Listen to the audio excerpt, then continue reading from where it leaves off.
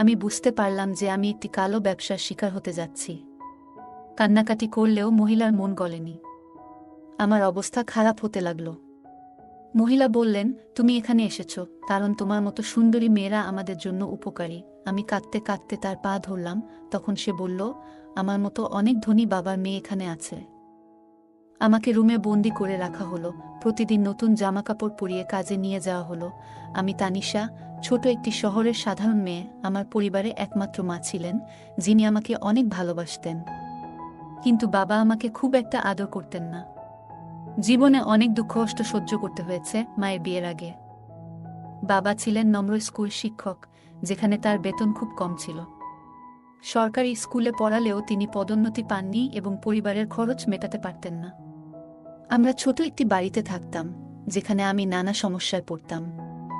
আমার মা, বাবা, চাচা খালা ছাড়াও দাদা দাদিও আমাদের সঙ্গে থাকতেন। আমার দাদা দাদি আমাকে পছন্দ করতেন না, তাই আমি প্রায় কটূক্তি শুনতাম। আমার মা ছিলেন খুব নিষ্পাপ মহিলা। মাঝে মাঝে তিনি তার অধিকারের জন্য পরিবারের সদস্যদের সঙ্গে লড়াই করতেন। কিন্তু তিনি জানতেন কেউ তার কথা শুনবে না এবং তাকে ফেলে দেওয়া হবে। এই কারণে তিনি কোথাও যেতে পারতেন না এবং অবশেষে এই পৃথিবী ছেড়ে চলে গেছেন। আমি ধীরে ধীরে খুব ভীতু হয়ে পড়েছিলাম। আমার মাকে সবসময় অলস এবং হতভাগা বলে ডাকত সবাই। আমার খালার ছেলের কারণে মা সবসময় নিজেকে নিকৃষ্ট মনে করত, ফলে শ্বশুরবাড়ির লোকেরা তাকে অত্যাচার করত। ছোটবেলা থেকেই এই ধরনের পরিবেশ দেখেছি। বাবা শিক্ষিত হলেও মায়ের প্রতি অশিক্ষিতের মতো আচরণ করতেন। বিয়ের পর তিনি একটি বড় স্কুলে চাকরি পান এবং ভালো বেতন পেতেন। তবে বাবার আচরণ কখনো কঠোর, কখনো কোমল হতো। মা সংস্কৃতিমনা মহিলা ছিলেন এবং শ্বশুরবাড়ির লোকদের সঙ্গে মানিয়ে চলতেন। বাবা মায়ের প্রতি ভালোবাসার বর্ষণ করলেও মাঝে মাঝে নির্দয় হতেন। মা অনেক গয়না কিনেছিলেন, কিন্তু নানি সেগুলি বিক্রি করে 5 তলা বাড়ি ভাড়া নিতেন। বিয়ের 3 বছর পর আমরা নিজের বাড়ি কিনেছিলাম। দাদি চাচা খালার কাছ থেকে কোনো টাকা নিতেন না। আমার জন্মের পর মায়ের প্রচেষ্টা সত্ত্বেও বাবার মনোভাব দিন দিন খারাপ হতে থাকে। তিনি মাকে সন্দেহ করতেন এবং মাতাল হয়ে এসে মারধর করতেন। মা ঘর থেকে বেরোতেন না, আমাকে জড়িয়ে ধরে কাঁদতেন। তার বাবা মা গরিব হলেও মাকে অনেক আদর দিয়ে বড় করেছেন। ছোটবেলায় মায়ের বিয়ে হয়েছিল এবং বাবা তখনই খুব নিষ্ঠুর ছিলেন। বড় হওয়ার সঙ্গে সঙ্গে আমি আমাদের বাড়ির পরিবেশ আরও খারাপ হতে দেখেছি। আমার মা নির্বে অত্যাচার সহ্য করতেন, কারণ বাবার দ্বারা মারধরের চিহ্ন তার শরীরে থাকলেও কেউ তাকে বাঁচাতে এগিয়ে আসেনি। ছোটবেলায় তার অভিনয়ের শখ ছিল, কিন্তু বিয়ের পর সব আকাঙ্ক্ষা হারিয়ে যায়। আমি তখন 14 বছর বয়সী ছিলাম এবং মায়ের প্রতি হওয়া অবিচারের প্রতিশোধ নিতে চেয়েছিলাম। মাকে বুঝিয়ে বলতাম, নীরব থাকলে কিছু হবে না, অধিকারের জন্য আওয়াজ তুলতে হবে। আমার জন্মের পর থেকে প্রতিদিন মাকে নির্যাতন করা হতো। মাকে বলেছিলাম আমাকেও স্কুলে যেতে হবে, এজন্য বাবা আমাকে মারত। মা চেয়েছিলেন আমি যেন লেখাপড়া করে কিছু হতে পারি, কিন্তু বাবা মনে করতেন মেয়েরা কিছু করতে পারবে না। বাবার শুধু ছেলেদের প্রতি লোভ ছিল এবং মায়ের প্রতি তার খারাপ চিন্তা ছিল। এ কারণেই আমি পুরুষদের ভয় পেতাম। আমাদের আশেপাশের লোকেরাও শিক্ষিত ছিল না, তারা তাদের স্ত্রীদের অবহেলা করত। দাদিও মায়ের প্রতি অত্যাচার করতেন। তিনি তার নিজের মেয়েও ছিল না, কিন্তু খালাকে অনেক সম্মান দিতেন। প্রতিদিন মায়ের কোনো না কোনো দোষ খুঁজে বের করে বাবা গর্বের সঙ্গে বলতেন তার পুত্রবধূর জন্য গর্বিত। মাকে তিনি নিজের মা মনে করতেন না। একদিন বাবা মাকে মারধর করছিলেন, তখন তিনি ঈশ্বরের সামনে বসে ক্ষমা প্রার্থনা করছিলেন।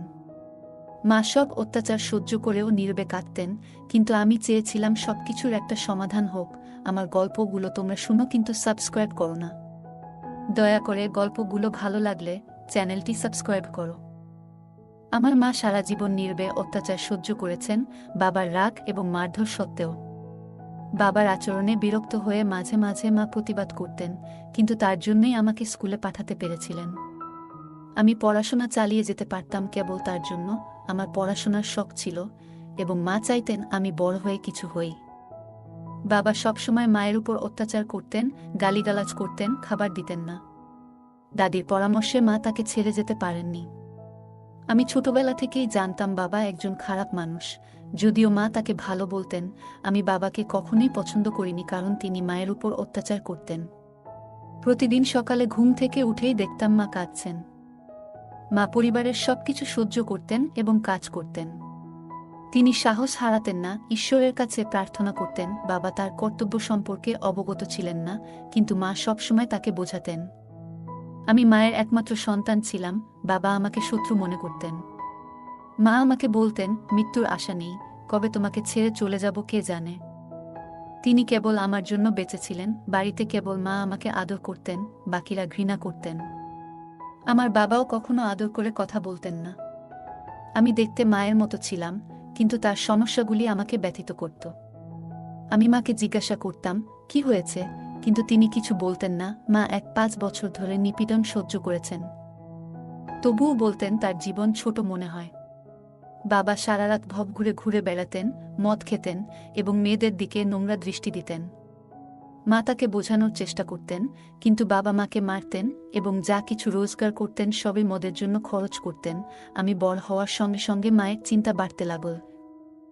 বিশেষ করে আমার বিয়ে নিয়ে মা সবসময় চিন্তিত থাকতেন, আমার বিয়ের গয়না নিয়ে, তাই তিনি সেগুলো লুকিয়ে রাখতেন যাতে কেউ জানতে না পারে। একদিন মায়ের চিকিৎসার জন্য বাবা ওষুধ আনতে গিয়েছিলেন, কিন্তু সময়মতো ওষুধ না পাওয়ায় মা আর বাঁচেননি। মাকে হারিয়ে আমি একেবারে একা হয়ে পড়লাম। মাকে হারানোর দুঃখে মনে হতো সারা জীবনের সঙ্গী হারালেও বাবার কোনো দুঃখ ছিল না। আমি জানতাম এখন আমার পড়াশোনা বন্ধ হয়ে যাবে, কারণ মা না থাকায় কেউ আর আমার পড়াশোনা নিয়ে চিন্তিত নয়। এখন আমার পাশে দাঁড়ানোর মতো কেউ নেই। মাকে ছাড়া আমি কিভাবে বাঁচব বুঝতে পারছিলাম না। রাতে ঘুমাতে পারতাম না, কারণ আমি সবসময় মায়ের সঙ্গে ঘুমাতাম। মাকে জড়িয়ে ধরে ঘুমানোর অভ্যাস ছিল, কিন্তু এখন মাকে ছাড়া ঘুমানো অসম্ভব মনে হচ্ছিল। মায়ের মৃত্যুর পর বাড়ির সব দায়িত্ব আমার উপর এসে পড়ল। আমি উচ্চ বিদ্যালয় শেষ করেছি, কিন্তু পড়াশোনা চালিয়ে যাওয়া সম্ভব নয়, কারণ কেবল মাই আমাকে পড়াশোনা করাতে চাইতেন। কিছুদিন পর জানতে পারলাম বাবা দ্বিতীয়বার বিয়ে করতে যাচ্ছেন। এই খবর শুনে আমি বিধ্বস্ত হলাম। বাবার বিয়ের চিন্তায় আমার মায়ের জায়গায় অন্য কেউ আসবে, এটা ভাবতেই কষ্ট হচ্ছিল। আমি ভাবতাম, এমন নিষ্ঠুর মানুষকে কিভাবে কেউ তার মেয়ে বিয়ে করতে দেয়। কিন্তু কিছুদিন পর বাবা আমার সমবয়সী এক মেয়েকে বিয়ে করে বাড়িতে আনলেন। মেয়েটি দেখতে নিষ্পাপ ছিল, কিন্তু আমি ভাবতাম, কিভাবে এই মেয়ে আমার বাবার মতো একজনের সাথে বিয়ে করল। তার বয়সেও অনেক পার্থক্য ছিল। বাবার দ্বিতীয় বিয়ের পর আমার দায়িত্ব আরও বেড়ে গেল। বাড়ির সব কাজ করতে হতো, আর বাবার নতুন স্ত্রীকে দাসীর মতো ব্যবহার করতেন। মায়ের চলে যাওয়ার পরও বাড়ির জন্য মা যা করেছিলেন তা কেউই মনে রাখেনি। আমার মা শুধু আমার জন্য সবকিছু সহ্য করেছিলেন। বাবা যখন নতুন স্ত্রীকে নিয়ে এলেন, তখন থেকেই আমার জীবন আরও দুর্বিষহ হয়ে উঠল। সৎ মা সবসময় আমাকে বকাঝকা করতেন আর বলতেন আমি তার মতো না। তিনি খুব চালাক ছিলেন, বাড়িটা নিজের নামে লিখে নেওয়ার জন্য বাবাকে চাপ দিতেন। বাবা আমার দিকে কোনো খেয়াল রাখতেন না, আমি যেন তার জীবনে অবাঞ্ছিত হয়ে পড়েছিলাম। সৎমা আমাকে কাজ করতে বাধ্য করতেন এবং মাঝে মাঝে ক্ষুধার্ত রেখে ঘুমাতে দিতেন। আমি তার সাথে লড়াই করতে পারতাম, কিন্তু মায়ের মতো চুপচাপ সব সহ্য করতাম। মনে মনে সবকিছু মেনে নিলেও মায়ের স্মৃতি আমাকে খুব কষ্ট দিত। মায়ের মৃত্যু আমাকে একেবারে একা করে দিয়েছিল। আমি খুব ভালো নম্বর পেয়ে হাই স্কুল পাশ করেছিলাম, কিন্তু কেউ আনন্দ ভাগাভাগি করতে আসেনি।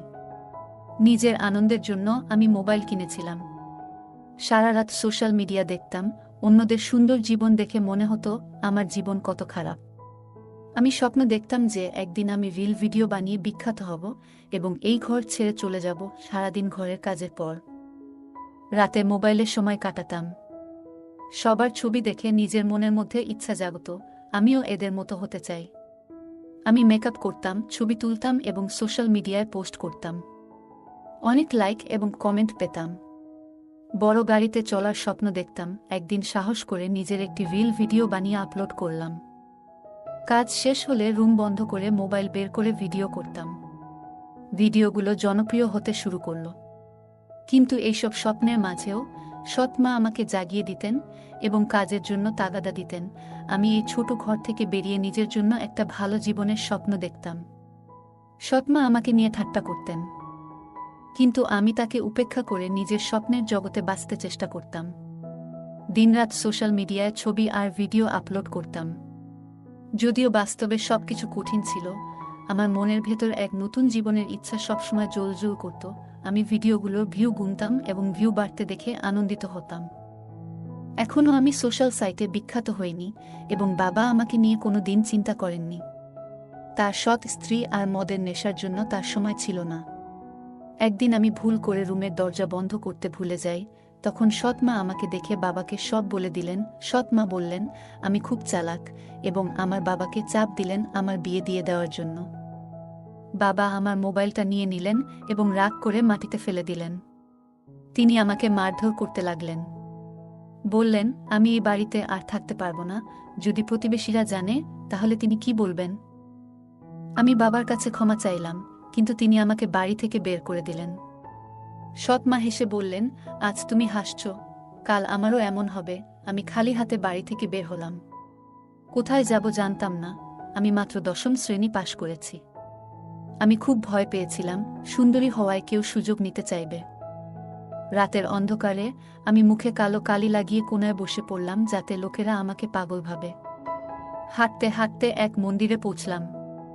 সেখানে বসে ভিক্ষা করতে লাগলাম। মাঝে মাঝে কেউ খাবার দিত, কিন্তু আমি এভাবে বাঁচতে চাইনি। পরিবার থাকা সত্ত্বেও আমি নিঃসঙ্গ ছিলাম। আমার বিবেক আমাকে ভিক্ষা করতে দেয়নি। আমি উপার্জন করে খেতে চাইতাম। সবকিছু ভেবে চুপচাপ থাকতাম, আশা করতাম খোদা আমার প্রার্থনা শুনবেন।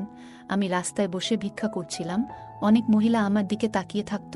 তাদের অনেকেই জিজ্ঞাসা করত তোমার মা কোথায়? তোমার বাবা কি করে? কেন ভিক্ষা করো? তুমি একটি যুবতী মেয়ে, কাজ করতে পারো না? এসব প্রশ্ন শুনে আমি বিরক্ত হতাম। তবে বলতাম আমার মায়ের চিকিৎসার জন্য টাকার দরকার, তাই ভিক্ষা করি। এই শুনে কিছু মহিলা আমাকে টাকা দিত। প্রতিদিন মুখে কালি লাগিয়ে বসতাম যাতে কেউ আমাকে চিনতে না পারে। কিন্তু একদিন একজন মহিলা আমার কাছে এসে জিজ্ঞাসা করল তুমি এখানে কেন বসে আছো? তোমার মতো সুন্দরী মেয়ে এখানে বসে কেন? আমি যেমন অন্য মহিলাদের বলেছিলাম তাকে একই কথা বললাম। কিন্তু তিনি বললেন মিথ্যা বলার দরকার নেই, সত্যি বলো, আমি তোমাকে সাহায্য করব। আমি তাকে আমার সব বললাম। তিনি বললেন ভয় পেও না, তুমি অনেক সাহসী। সেই মহিলার সাহায্যে আমি একটি ভালো হোটেলে খাবার পেলাম এবং নতুন জামাকাপড় কিনতে পারলাম। তিনি আমাকে তার সাথে অন্য শহরে নিয়ে যেতে চাইলেন। তার কথায় আমি প্রভাবিত হলাম এবং রাজি হলাম। আমার মনে খুব সন্দেহ ছিল, কিন্তু তিনি আমাকে আশ্বস্ত করলেন। আমি তার সাথে ট্রেনে চড়লাম এবং নতুন শহরে পৌঁছালাম। সেখানে পৌঁছে দেখি অনেক মহিলা এবং মেয়ে এমন পোশাক পরেছে যা ঠিকমতো তাদের শরীর ঢেকে রাখতে পারছে না। আমি অবাক হয়ে তাকিয়েছিলাম। এভাবে আমি নতুন জীবনে পা রাখলাম। আমি তাকে দেখে স্তম্ভিত হয়ে গেলাম। তার মুখের অর্ধেকটা পুড়ে গেছে। সে আমাকে বলল প্লিজ আমাকে ছেড়ে দাও, আমি এখানে থাকতে পারবো না। আমি পালানোর চেষ্টা করলাম, কিন্তু মহিলা বললেন আমি অনেক টাকা খরচ করে তোমাকে এখানে নিয়ে এসেছি ফিরিয়ে দেওয়ার জন্য। আমি বুঝতে পারলাম যে আমি একটি কালো ব্যবসার শিকার হতে যাচ্ছি। কান্নাকাটি করলেও মহিলার মন গলেনি। আমার অবস্থা খারাপ হতে লাগল। মনে হচ্ছিল কখন শান্তি পাবো। মহিলা বললেন তুমি এখানে এসেছো কারণ তোমার মতো সুন্দরী মেয়েরা আমাদের জন্য উপকারী। আমি কাঁদতে কাঁদতে তার পা ধরলাম। তখন সে বলল আমার মতো অনেক ধনী বাবার মেয়ে এখানে আছে যারা ভুল করে এখানে এসেছে। আমার মুখ এসিডে পুড়ে গেছে। আমার প্রেমিক আমাকে এখানে ফেলে গেছে। এখন আমাদের বেঁচে থাকতে হবে। আমি বুঝতে পারলাম তার কথার গভীরতা। সে বলল পৃথিবী আমাদের শান্তিতে বাঁচতে দেয় না। আমাকে রুমে বন্দি করে রাখা হলো। প্রতিদিন নতুন জামাকাপড় পরিয়ে কাজে নিয়ে যাওয়া হলো। আমি বারবার পালানোর চেষ্টা করলেও লাভ হলো না। কিছুদিন পর আমি পরিচিত হয়ে উঠলাম। ধনী ব্যক্তিদের সাথে সম্পর্ক তৈরি হলো। 1-2 বছর পর তারা আমাকে মুক্তি দিল। আমি প্রচুর অর্থ উপার্জন করেছিলাম, কিন্তু এই স্বাধীনতা আমার জীবনে শান্তি নিয়ে এলো না। আমি জানতাম যে আমার কাছে এত টাকা আছে, কিন্তু কোথাও যেতে চেয়ে আমি শুধু আমার ঘরে ফিরে যেতে চাইছিলাম।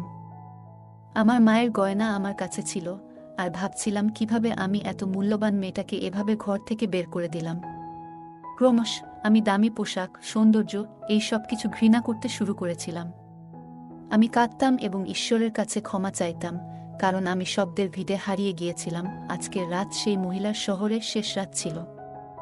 চারিদিকে নববর্ষ উদযাপন হচ্ছিল, লোকজন আনন্দে মাতোয়ারা ছিল, কিন্তু আমি খুশি ছিলাম কারণ এই ভিড় থেকে বেরিয়ে আসতে পারব। আমি জানতাম না নতুন বছরের সঙ্গে পুরনো দুঃখের অবসান হবে কিনা।